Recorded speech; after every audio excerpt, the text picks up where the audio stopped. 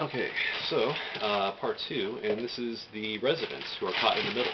Uh, and both these articles were written by Victor Morales at the Imperial Light Press. And I'm kind of curious if I went to school with the guy. So one of the residents who lives right on the border says that last week he saw an illegal immigrant hiding on his property. The man was probably about 30 years old, and Ramirez said, "Hey, don't hide here, buddy. Go over to this other spot." Basically recommended a place for the guy to hide at.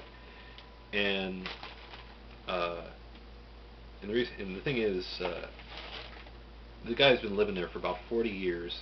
He says he regularly finds pieces of rope and gloves used by immigrants to scale the towering fence, which is about 60 feet high right now, um, on the sidewalk, uh, and even in his yard. And before they raised the height of the fence, he used to find the plants and grass in front of his house trampled by the illegal immigrants running across. Let's see. Border Patrol agents enter into yards 24 hours a day here, scale over chain link fences, and acquaint themselves with the neighborhood dogs. And now, the thing is, the resident who said that he told the guy to scamper off somewhere else, he says, quote, "I don't blame them. I don't blame the Border Patrol. They are doing their jobs. I blame the government of Mexico." Let's see, they even mentioned Blue Dobbs here. But,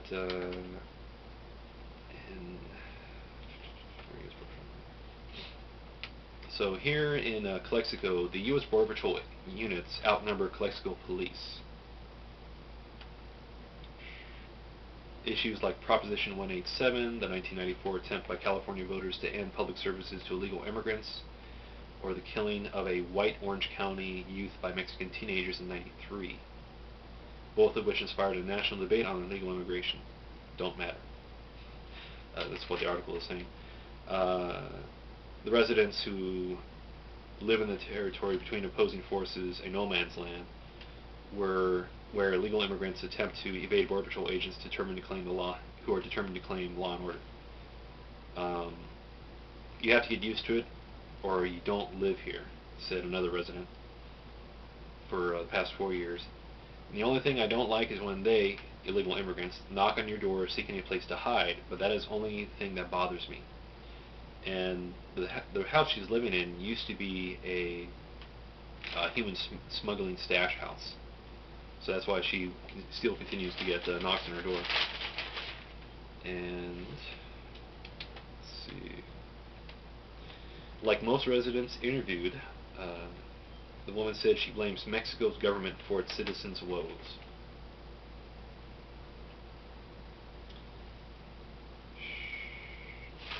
A 79-year-old resident has been living in the area for 20 years, said the density of the neighborhood serves illegal immigrants well. They could be heard and seen jumping from rooftop to rooftop. The Border Patrol recently caught 9 illegal immigrants on her roof. Despite the activity, 79-year-old woman says the neighborhood is safe and a great place to live. She claims to have never been victimized by hundreds. She claims to have never been victimized by the hundreds of illegal immigrants she has encountered. She, like most, turns the other way when residents see illegal immigrants hiding or fleeing. She is sympathetic to their plight, but at the same time maintains a detachment, never granting the request to hide inside her house. Illegal immigrants commonly ask to use the phone to call a taxi. She always keeps the door locked. Many come and I want to help, but I don't want them in. I am neutral, but I know that we live in a country that has laws, and those laws must be obeyed. So I let the Border Patrol do their job.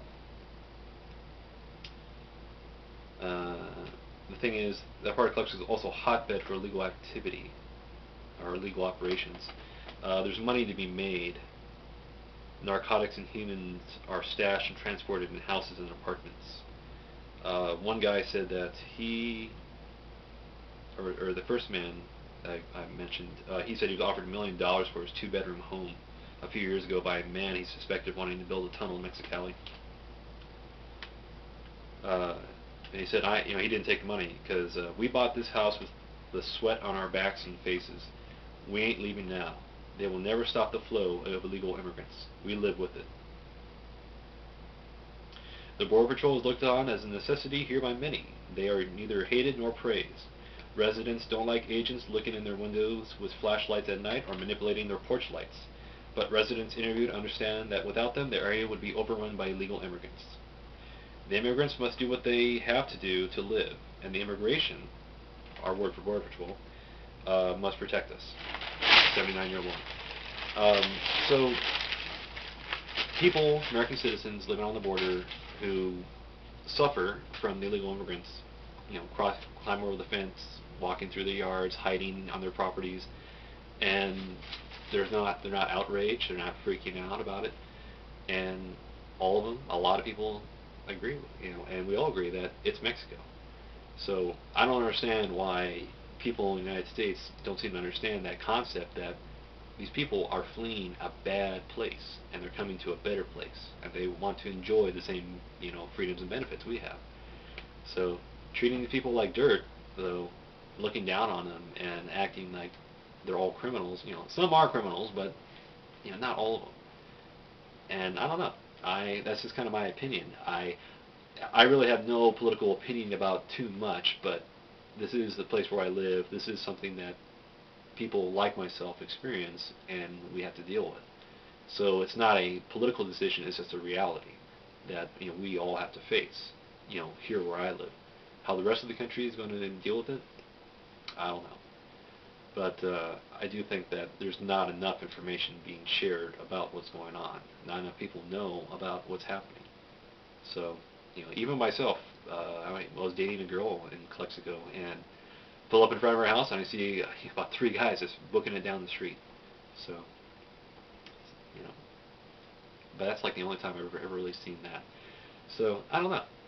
I just think it's a bad way for the country to go. That 12 million people, and it's like, oh, we're being invaded.